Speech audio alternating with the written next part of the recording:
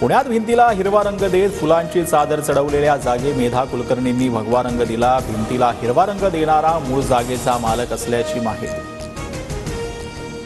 भीड हत्येतील फरार आरोपींची संपत्ती जप्त करा, मुख्यमंत्री फडणवीसांचे सीआयडीचे अतिरिक्त महासंचालक बुराडेंना आदेश। बंदूक सोबत ज्यांचे फोटो आहेत त्या सर्वांचे परवाने रद्द करा, मुख्यमंत्री फडणवीसांचे भीड पोलीस अधीक्षकांना आदेश।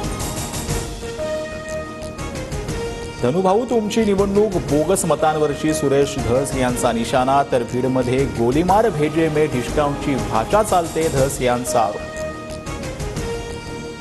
संतोष देशमुख प्रकरणाशी संबंध नसल्यानं धनंजय मुंडेंनी राजीनामा देण्याचा काही संबंध नाही, कायदा मोडेल त्याच्यावर कारवाई होणार, हसन मुश्रीफ यांची प्रतिक्रिया। धनंजय मुंडेंचा राजीनामा घ्या, वाल्मिक कराडचं 302 मध्ये नाव टाका आणि अटक करा, बीडमधील आक्रोश मोर्चातून आमदार संदीप क्षीरसागरांची मागणी।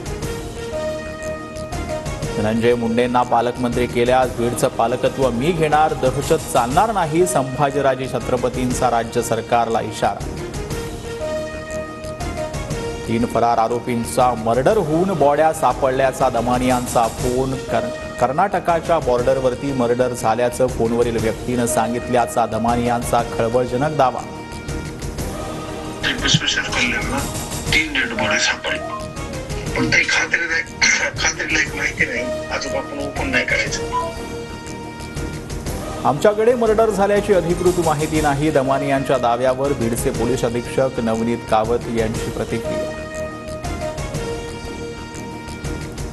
सुरेश धस यांचा निषेध, त्यांनी जाहीर माफी मागावी, उद्या मुख्यमंत्र्यांना निवेदन देणार, सुरेश धस यांच्यावर बोलताना प्राजक्ता माळी भाऊक।